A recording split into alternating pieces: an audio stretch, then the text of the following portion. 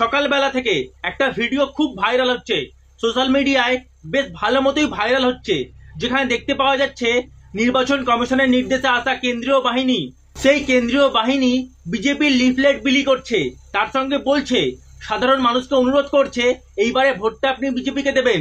মানে ব্যাপারটা ভাবুন, কেন্দ্রীয় বাহিনী যাদের নিরপেক্ষ থাকার কথা ছিল, সেই কেন্দ্রীয় বাহিনী বিজেপির লিফলেট বিলি করছে, তার সঙ্গে বলছে কি এইবারে ভোটটা আপনি বিজেপিকে দেবেন। কেন্দ্রীয় বাহিনীর এই কুকর্ম সাধারণ মানুষ, এলাকার সাধারণ মানুষ ধরে ফেলেছে, তারা ভিডিও করে নিয়েছে, কেস খেয়ে গেছে কেন্দ্রীয় বাহিনী। আগে ভিডিওটা আপনি দেখুন সম্পূর্ণ, তারপর আসছি। दादा आप ओ सीआरपीएफ सर, आप वोट डालने के लिए क्यों बोले हमको इसमें? आप क्यों बोले इसको? बोलिए हमको। आप तो न्यूट्रल है, आप तो न्यूट्रल, इसमें क्या वोट डालने के लिए बोले? बोलिए। आप बीजेपी के लिए प्रचार कर रहे हैं क्या? आप क्यों हमको बोले इसमें वोट डालने के लिए? बोलिए काय चल जा रहे? बोलिए काय बोले आप? দেখুন, এই সিআরপিএফ ধরে বলছে এখানে বিজেপিকে ভোট দিতে হবে।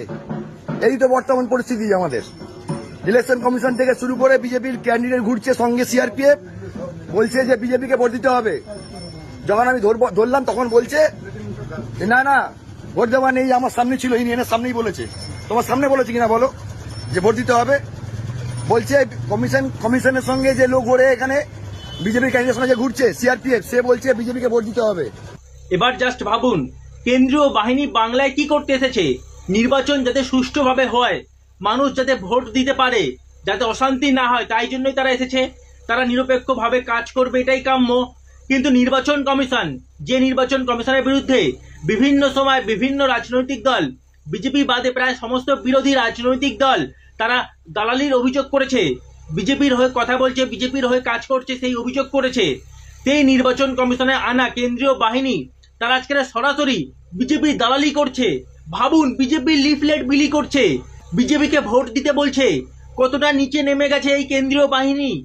এই কেন্দ্রীয় বাহিনী দিয়ে সুষ্ঠুভাবে নিরপেক্ষ নির্বাচন কিভাবে সম্ভব আমার জানা নেই।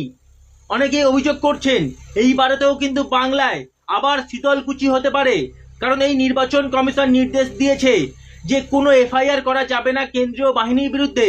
মানে আপনি ভাবুন ব্যাপারটা জাস্ট, কেন্দ্রীয় বাহিনী শীতলকুচির মতো ঘটনা ঘটাবে, তারপরেও কেন্দ্রীয় বাহিনীর বিরুদ্ধে কোনো ব্যবস্থা নিতে পারবে না, এফআইআর করতে পারবে না, এই হচ্ছে অবস্থা।